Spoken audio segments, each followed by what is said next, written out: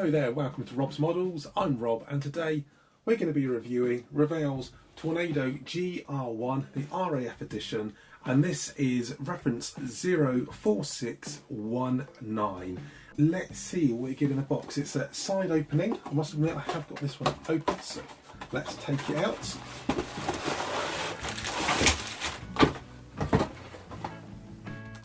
Now we have the instructions and a big bag of sprues, and I've got to admit that is actually quite tightly packed in there. Lots of plastic in there. Let's have a look at that. We'll first of all check out the instructions. A4, and I've got to say these are quite chunky, so let's have a look at, first of all, just a breakdown in different languages, telling you how to fix a kit, call outs for all the different parts that are on the sprues. That's always useful just to check you're not missing anything, and of course Revell's way of colours, which is to use the alphabet, and you've got to look at what they are, and it gives you of course the Revell paint codes. We start first of all putting together the ejector seats and then the cockpit tub. Ejector seats go into there, that goes onto the bottom of the wheel well, and then the two halves of the fuselage, just the front end, go together and then start dropping in the instrument panels and weight. There's 10 grams of weight that's going to be needed in the nose cone for that. Then coming onto the wings, the pylons, you don't want to glue them in because that's going to allow them to swivel. So the two wing halves come together, then the main part of the fuselage, the wheel wells go in separately, and then what makes the Tornado different is a variable geometry wing, and of course there's a little looks like a cog system that's going to keep those aligned as they go in. Make sure as well with the tail planes that you put the bar across, because they don't go independently, they do go up and down at the same rate. So you can have variable geometry wings and adjustable tail planes. Then the engine's going to be coming together. Then the front of the fuselage comes to the rear of the fuselage. The big fin, what makes the Tornado famous as well, it has a massive flying fin, as they sometimes call it, comes on the engine parts. So you're really doing this in units and bringing it all together. Then the intakes come on the sides. You've got clear parts as well for the navigation lights. Air brakes can be fitted both up and down. Then you've got the landing gear. It does seem a little bit odd here that if you want to have the landing gear open, you need to take the closed versions and use a knife to open them up. Not a big deal, to be honest, but I'm just surprised that they haven't actually supplied them separately. It looks like the wheels have actually got flat spots on them as well for the weighted look. A few of the detail bits, lumps and bumps, come together. Then the canopy can be in the open or closed position. If it's in the open position, there's a little strut for keeping it in the open position, and you've just got the in-flight refueling probe, pylons that go underneath, and the refueling tanks. So you've got the 1500 litre tanks, Sky Shadow pod, the Boz pod, and then the Hindenburger tank. 1,000-pound bombs, couple of those, laser guided bombs, and then it gives you the different squadron versions as to what armament those different squadrons will carry and what pylons those are going to be going on. And then we come to the call out for the stencils, general decals, and then for the individual squadrons. And looking at it, you've got the standard camouflage, which is the grey-green, as well as being based in Germany, which is more of a plainer look. Okay, so good book of instructions. Let's have a look at the decals, and these look to be pretty good actually. They are catching the light a bit. They could be a little, I was going to say a little on the thick side, but actually I think they're catching the light. They're thin, however they might need quite a bit of bedding down, just because some of these smaller ones do have quite a bit of carrier film around them, and it might just be me, but it does seem to be catching the light quite a bit. Make sure you put the decals on over a gloss coat, then make sure they're properly bedded in before you go onto the weathering, otherwise they could still have that silvering look. So let's see the plastic. All comes in one bag there. So looking at the plastic, we have 5 sprues of plastic plus 2 smaller sprues of the clear parts. Let's look at this first of all. So we've got the main fuselage parts here. These are actually very fine details, and lots of detail on there actually, especially for 1/72 scale. And just to check, they are recessed panel lines and lots of riveting detail. That is going to take a wash very nicely. In fact, some of that detail might be so fine, I'm actually wondering whether you put a wash on, it might just come straight back out again when you do the cleaning up. Cockpit tub does have the instruments on there, and actually some very fine pipe work on the landing gear on there as well. So that's all looking good, and I think that's the rear of the cockpit has also got some texture on there as well. So all of that should, when be painted up, take a wash quite nicely as well. Now, this is based on the moulds that were made in 1998. So actually the kit itself is going to be well over 20 years old now. But I've got to say, that doesn't really show it, and it does look very good quality. Let's move on to the front part of the fuselage and some of the wings and that giant fin. Let's check the fin.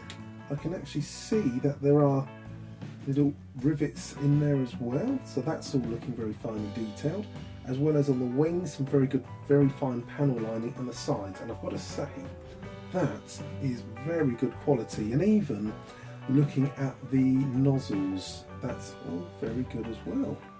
Actually, I am very pleased with that. Let's check out these wings, and again, still got some really good riveting detail. In fact, some of this is so fine, I really do think that with a coat of paints, you really are going to probably be losing some of this if that paint is slightly too thick. There's a little bit of flash just on actually the refueling probe, but I've got to admit, that's the only bit of flash I've really seen. Oh, and a little bit around here on the gear doors, but so far that's the only flash I've actually seen on any of the sprues. And yes, a little bit of flash, it might just be this one on, yeah, I think it's just actually this sprue just seems to have a bit more flash than the others. And then we've got the armament, yeah, a bit of flash on there, although I don't think that's going to be one of the tanks that I'm going to be using. But again, some very fine details on there. You've also got the laser guided sights on the 1,000-pound bombs, sidewinders as well. It's actually all looking very good. I am pleased with that, and pleased with those pods and everything. Some very fine details on the pylons. This I am very much looking forward to making. Let's see. And that is, oh, there's I don't know whether there's some moulding agent or something on there. It does seem to have a rippled effect. It does have the deck cord line going down the middle with a bit of a curve. And actually on the front there's some riveting going down between the centre glazing. So that actually looks, I was going to say looks fine, it looks very fine detail on there, but it does also look a bit thick and quite wavy. Now, one of the things I have noticed with this is there's no pilots in there, so you're not going to really be able to do an in-flight one. It's going to look very odd if an in-flight one with no pilots in there. So it does really have to be on the ground, or you're going to have to get some pilots from somewhere else. But that is going to mean that you're probably going to have the canopy open. So that should be fine, although I think it will need a bit of a polish. Literally that bit there is letting down their entire kit from my point of view. However, if it's in the canopy open position and it does get a polish, it might be rescuable. So that's what you get in the box for Revell's Tornado GR.1. It's the RAF edition and it's reference number 04619. The kit, when made, will have a length of about 24 centimetres, and when the wings are out, be about 20 centimetres wide. So it's not going to be too big, but it should be quite a nice size for it without going up to the 1/48 or even the giant 1/32 scale.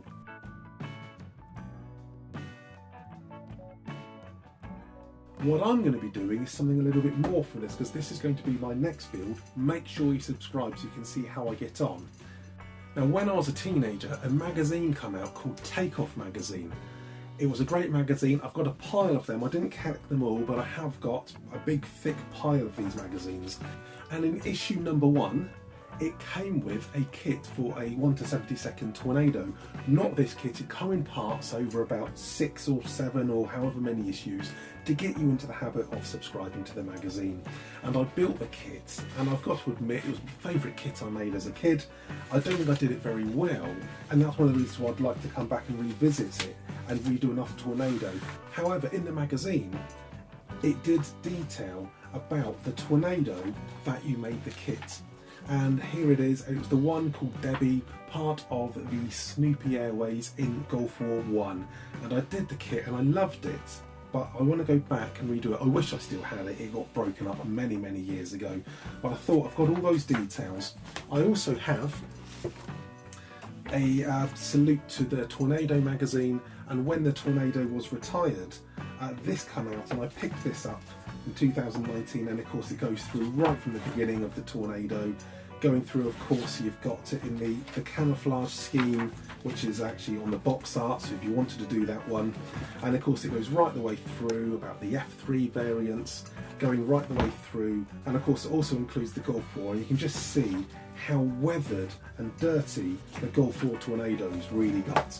I've got some Vallejo model air paint of sand, ivory and tan earth. You do a 4:1 ratio. That should give a very good approximation. And I've also got decals for it, which includes the Debbie version, which was in the Takeoff magazine, so I can try to rebuild that version, as well as the Aries cockpit set. Now this is actually for the Tornado IDS, but I believe it is also going to be fine for the GR1.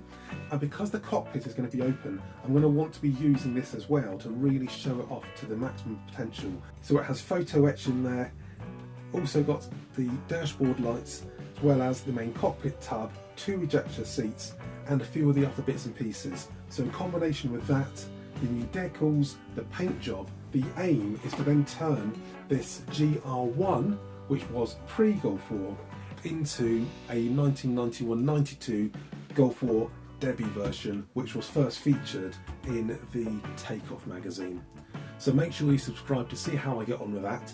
Not only am I going to be doing bits straight out the box, I'm going to be adding in the upgrade set, then doing my own paint scheme on there, and using the special decals for it. Make sure you follow along with that one. That is going to be a fun build, and looking at the detail on that kit, I cannot wait to crack on with that one. Thanks for watching. I'm Rob, keep modelling, and I'll see you soon.